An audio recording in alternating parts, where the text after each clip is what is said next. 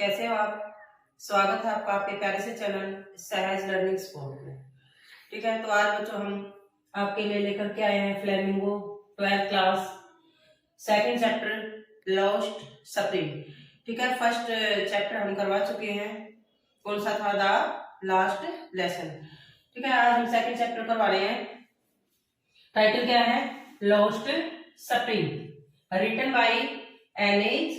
जंग। Written by N H. Jung. चलो पहले इंट्रोडक्शन देखते हैं, फिर इसकी सारी डिटेल में बताती हूँ आपको। ठीक है, तो क्या होता है, देखो इन दिस स्टोरी, इस स्टोरी में, इन दिस स्टोरी, इस स्टोरी में एन.एच. जंग जो इसके राइटर हैं डिस्क्राइब, वर्णन करती हैं क्या? The miserable condition of poor children. Miserable condition, दुखनीय यानी कि बुरी कंडीशन का। किन के बारे में? पुअर चिल्ड्रन, गरीब जो बच्चे हैं। ठीक है, हु लिव इन स्लम, जो वे गंदी बस्तियों में रहते हैं। ठीक है, इस चैप्टर में जो राइटर है एन.एच. जंग डिस्क्राइब करती है किस चीज का? मिजरेबल कंडीशन का। किसकी? पुअर चिल्ड्रन की, गरीब बच्चों की जो दयनीय अवस्था है उनका जिक्र करती है। ठीक है, वो बच्चे कहाँ रहते हैं? वो लिव इन स्लम, स्लम गंदी बस्ती, जो कहाँ रहते हैं? गंदी बस्ती में रहते हैं। ठीक है, they have to work hard in very dirty condition. भाई उनको कठोर परिश्रम करना पड़ता है।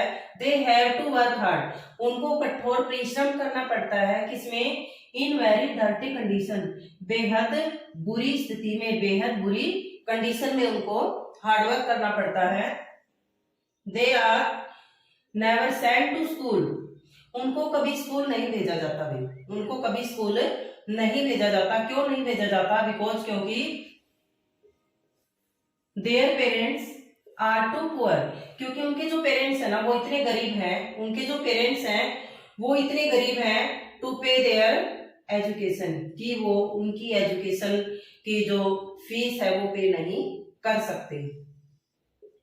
इन order to describe their lot, उनके बारे में डिस्क्रिप्शन करने के लिए, डिस्क्राइब करने के लिए the writer first take up the case of poor rag pickers. ठीक है भाई, ये स्टार्टिंग में जो एन.एच. जंग है ये किसका एक्सप्लेनेशन करते हैं? रैग पिकर का। भी यहाँ एक वर्ड आया है रैग पिकर्स। क्या होते हैं रैग पिकर्स? भाई रैग पिकर्स मीन्स कूड़ा बीनने वाले।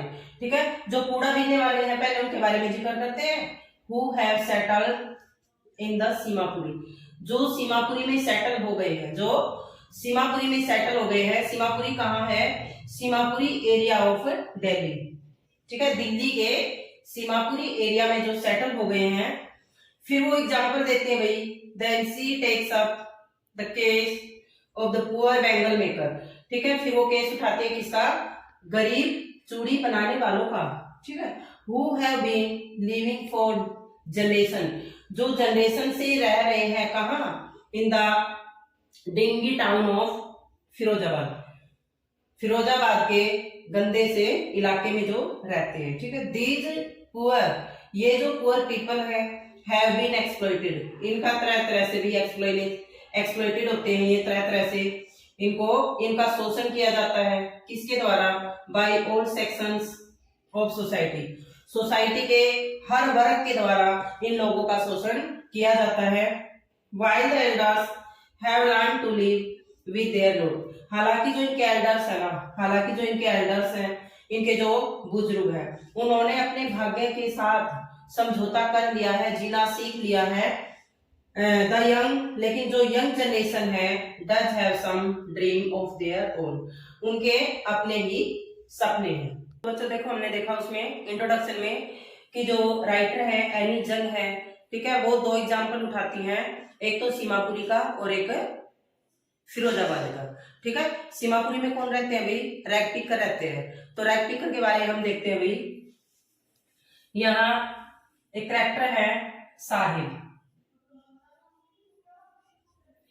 साहिब कैरेक्टर है जो क्या है भाई? रैग पिकर, जो क्या है? रैग पिकर है, यानी कि कूड़ा बीनने वाला है। तो क्या होता है, जैसे एन.एच. जंग भाई हर रोज जाती है, अपने काम के लिए जाती है, तो रास्ते में इनको ये लोग मिलते हैं, रैग पिकर मिलते हैं। ये इनकी साहिब है और उसके फ्रेंड्स है भाई, साहिब है और उसके फ्रेंड्स है, और वे वो कूड़ा बीनते हैं। तो धीरे धीरे करके लगभग ये उनसे बातें करती है और धीरे धीरे करके हर एक किसी का ये नाम जानने लग गई है। तो क्या होता है, ये भी इनसे पूछती है, साहिब से पूछती है कि आप ऐसा क्यों करते हो, why do you do this, आप ऐसा क्यों करते हो, मीन्स ये कूड़ा क्यों बीनते हो, आप कुछ काम क्यों नहीं कर लेते, यानी कि स्कूल क्यों नहीं चले जाते। तो भाई साहिब क्या कहता है, भाई हमारे यहाँ पहली बात कुछ काम है ही नहीं और हमारे आसपास में कोई स्कूल है भी नहीं कि हम स्कूल चले जाए। ठीक है, फिर ये वैसे ही थोड़ा सा इनको मतलब सीरियस होके नहीं, वैसे ही चलते चलते बोल देते हैं, यदि मैं स्कूल शुरू करूँ तो क्या आप आओगे, क्या आप आओगे। लेकिन फिर ये मन ही मन थोड़ी सी अपने आप में घबरा जाती है कि मैंने कैसा इन बच्चों को प्रॉमिस कर दिया है। तो फिर जैसे जैसे बात करती है तो एक दिन ये इसका नाम पूछती है, इसने कहा भाई मेरा नाम साहिब है, ठीक है, मेरा नाम साहिब है। अब ये पूछती है अपने मन ही मन कि क्या इसको अपने नाम का मीनिंग पता होगा, क्या इसको अपने नाम का मीनिंग पता होगा। तो इसके नाम का मीनिंग क्या है भाई, साहिब के नाम का मीनिंग क्या है, Lord of universe, Lord of the universe, ब्रह्मांड का स्वामी। तो मीन्स कि ये देखो इसके नाम के पीछे कितनी आयरनी है, कितनी विडंबना है कि नाम इसका क्या है, साहिब है, जिसका मीनिंग क्या है, लॉर्ड ऑफ द यूनिवर्स है, और ये कूड़ा बीनने का काम करता है। तो वे इसकी जो एक्वेंटेंस है, इसकी जो जान पहचान है रैग पिकर्स के साथ, ये इसको कहाँ लेकर के जाती है, सीमापुरी में भी। सीमापुरी कहाँ है, दिल्ली में है। और पीछे जब एमसीक्यूज ही टोटल क्वेश्चन पेपर आना था बच्चों का 12th क्लास में कोरोना टाइम में, तो बड़े डीप क्वेश्चन पूछ लिए गए थे। यहाँ तक भी पूछा था भाई जो सीमापुरी है वो दिल्ली के कौन से इलाके में पड़ता है, कौन से में पड़ता है भाई, पूर्वी इलाके में वो पड़ता है। ठीक है, तो ये जब वहां जाकर के देखती है तो साहिब की मदर इसे बताती है भाई कि वो कहाँ से आए हैं, कहाँ से आए हैं ये लोग कहाँ से आए हैं रैग पिकर, ये भी ढाका से आए हैं। कहाँ से, ढाका से, यानी कि कहाँ से, बांग्लादेश से, बांग्लादेश के ढाका से आए हैं। कब आए हैं, 1971 में। कब आए हैं भैया ढाका से, 1971 में आए हैं भाई। क्यों आए हैं, क्योंकि वहां पर तूफान बहुत ज्यादा आते हैं, और जब तूफान आते हैं तो इनके जो घर है, इनकी जो फसल है, वो सब कुछ बहा करके ले जाती हैं। ठीक है, तो ये वहां से सीधे कहाँ आ गए, अभी दिल्ली आ गए हैं। और ये टोटल वहां लगभग उस टाइम कितने लोग जो है ना काम करते हैं इसमें रैग पिकिंग का, ठीक है, लगभग 10,000 लोग वहां पर काम करते हैं। सारे के सारे क्या है, रैग पिकर्स ही हैं, सारे के सारे क्या हैं, रैग पिकर्स ही हैं। तो वहां जाकर के इनकी कंडीशन देखते हुए, बड़ी बुरी कंडीशन है इन लोगों की। तो ये कहते हैं भाई कि आप वहां तो भाई बहुत हरा भरा इलाका है, खेत खलियान है, वो छोड़ करके क्यों आ गए हैं। तो ये बताती हैं औरतें कि उस जमीन का क्या फायदा, उस जमीन का क्या फायदा जो हमारा पेट भी ना भर सके, यानी कि उस जमीन से तो ये अच्छा है कि कम से कम हमारे सिर पे छत है। हालांकि वो छत कैसी है, तिरपाल वाली है या फिर लीकिंग वाली है, जो लीक करती है बारिश के समय। ठीक है, और जहां पर ये रहते हैं वहां कोई भी सुविधा नहीं है, ना रनिंग वाटर की सुविधा है, ना बारिश के पानी की सुविधा है, कोई भी सुविधा नहीं है। फिर भी ये लोग विदाउट परमिशन के वहां पर रह रहे हैं, विदाउट परमिशन के रह रहे हैं। लेकिन इनके पास क्या है भाई, राशन कार्ड है, राशन कार्ड है। क्यों है राशन कार्ड, क्योंकि राशन कार्ड का मतलब क्या है, इनका नाम किस में आ जाता है, वोटर लिस्ट में आ जाता है। फिर भी इन लोगों को अनाज तक की सुविधा उपलब्ध नहीं होती है।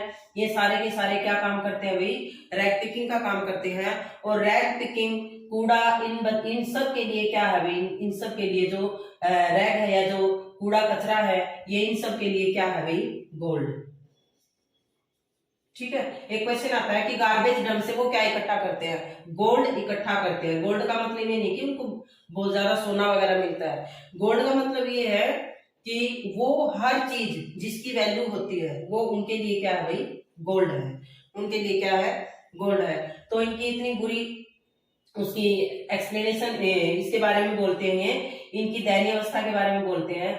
तो कहने का मतलब क्या, बयानीजिंग क्या चाहते हैं, क्या चाहती है वो कि जब जिस काम में प्रॉफिट नहीं है उसको छोड़ करके दूसरा काम अपना लेना चाहिए, लेकिन नहीं, चाहे उस काम में हमें फायदा है या नहीं है, हम उसी को भाग्य मान बैठते हैं और उसी से जुड़े रहते हैं। ठीक है, फिर ये दूसरा एग्जाम्पल देते हैं भाई फिरोजाबाद का।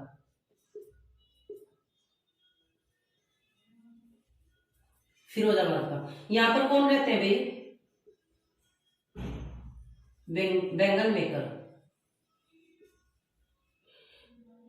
ठीक है, वो भी जनरेशन से चूड़ियां बनाने की कला में लगे हुए हैं, लेकिन आज तक उन लोगों का कोई सुधार नहीं हुआ है, यानी कि इनके पूर्वज भी गरीबी में रहते थे, ये भी गरीबी में है, और आने वाली जनरेशन भी अगर इस काम को नहीं छोड़ा तो ऐसे ही रहेंगे। तो भाई यहाँ पर एक कैरेक्टर है ये जिसका नाम मुकेश है। ठीक है, ये मुकेश से इसकी जान पहचान होती है। इस लड़के के इसमें आंखों में कुछ सपना है। क्या सपना है, क्या बनने का सपना है, to be a motor mechanic. तो ये लड़का क्या बनना चाहता है भाई, मोटर मैकेनिक।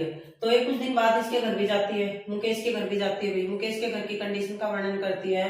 क्या वर्णन करती है, कौन कौन है इसके घर में भाई, एक मुकेश है, मुकेश का बड़ा भाई है, और मुकेश के बड़े भाई की बीवी है, इनकी इसकी भाभी, और एक इनके फादर है। ठीक है, एक इनके फादर है, और ये कहते हुए टूटी फूटी झुग्गी झोपड़ियों में ही रहते हैं। ये पूरी की पूरी फिरोजाबाद उस गली में जहां इसने जाकर के देखा जहां पर पुअर बैंगल मेकर रहते हैं, सभी की कंडीशंस सेम है। ऐसा लगता है जैसे आधी पुरानी फटी हुई बोरी होती है ना, वैसे इनके घर बने हुए हैं, और इन्हीं छोटी छोटी झोपड़ियों में वो लोग भी रहते हैं, और साथ साथ इनके पशु भी रहते हैं।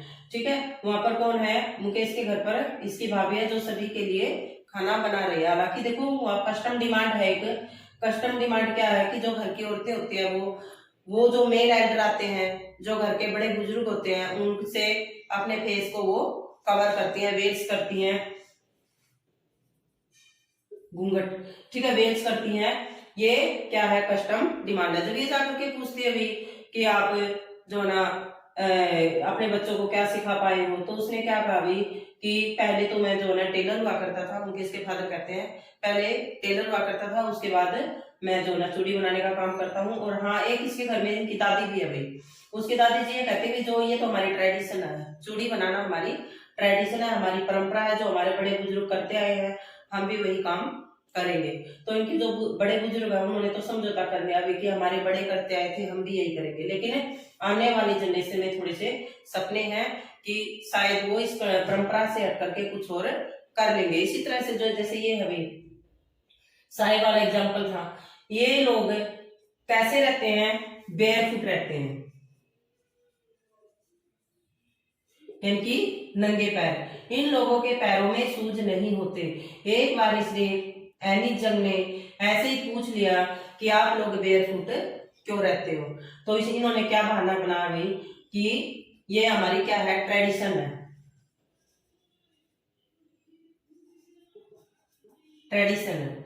ट्रेडिशन परंपरा है। लेकिन एनी जंग लेखिका जानती है, क्या जानती है कि ये ट्रेडिशन नहीं है, क्या है, लैक ऑफ मनी,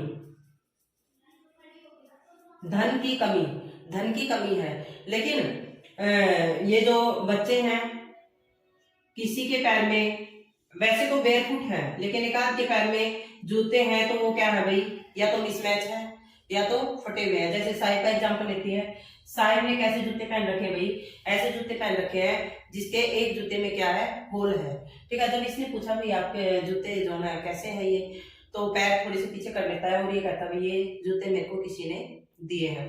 लेकिन सच्चाई क्या है, ये जूते किसी ने दिए नहीं थे, ये जूते किसी ने दिए नहीं थे, क्योंकि लेखिका जानती है कि किसी अमीर लड़के ने डिस्कार्ड कर दिए होंगे, फेंक दिए होंगे, इसने उठा के पहन लिए होंगे। लेकिन फिर भी एक जोड़ी जूते के होना, एक जोड़ी जूते का होना, चाहे उसमें होल ही क्यों ना हो, उनके सच होने सपने के समान है, जैसे उनका कोई बड़ा सा सपना सच हो गया है।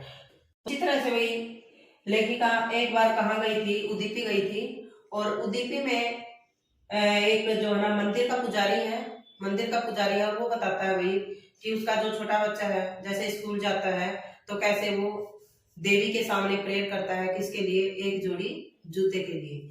तो उसी मंदिर में वो लगभग लगभग 30 साल के बाद जब दोबारा जाती है उसी मंदिर में, जब दोबारा जाती है तो क्या देखती है भाई, मंदिर के जो ग्राउंड है वो उसमें लगभग जो ना चेयर वगैरह डाल दी गई है, उसमें काफी सुधार भी आ गया है। लेकिन जो पुजारी है वो पुजारी पहले वाला नहीं था, वो दूसरा पुजारी था, ठीक है। और उसका जो बच्चा है वो स्कूल से आया और बैग को फेंक करके इधर उधर खेलने लगा। उसने नोट किया भी बच्चे ने जो है स्कूल की ड्रेस डाल रखी है, सॉक्स वगैरह भी डाल रखे हैं, शूज भी डाल रखे हैं। तो जो पुजारी नया था वो कौन था? वो वही बच्चा था, वो वही बच्चा था जो देवी के सामने एक जोड़ी जूते की प्रेयर किया करता था, ठीक है। अब उसके चलो उसको तो भले ही प्रोवाइड हुए हों या नहीं, लेकिन उसने अपने बच्चे को तो प्रोवाइड करवा दिए। चलो पुजारी को तो ये लगा लो भाई मंदिर है तो उनकी तो थोड़ी बहुत है प्रोग्रेस, लेकिन जो रैग पिकर है, जो बैंगल मेकर है, जो पहले भी ऐसे थे आज भी ऐसे ही है। तो जब मुकेश के घर ये जाती है और इनके घर की मिजरेबल कंडीशन देखती है तो साइड में एक झोपड़ी और है, झुग्गी झोपड़ी और है, और इसके घर से वो ऐसे का ऐसा दिखाई देता है। वहां पर एक लड़की है जिसका नाम सविता है, जिसका नाम सविता है। उसने क्या डाल रखा भाई? फैडी ड्रेस। कैसी? पिंक, यानी कि वैसे तो पिंक है ड्रेस उसकी, लेकिन फेडेड है, कलर फेड उसका हो रखा है। उसके वैसे वो बच्ची है, इतनी ज्यादा बड़ी नहीं है, लेकिन उसके हाथ जो ना मैकेनिकली चलते हैं, जैसे मशीन चलती है ना, ऐसे ऐसे उसकी चूड़ी बना रही है, वो सोल्डरिंग कर रही है चूड़ी के टुकड़ों को, और उसके हाथ किसकी तरह चलते हैं? मशीन की तरह चलते हैं। क्यों? क्योंकि उनकी बचपन से ही हैबिट हो चुकी होती है।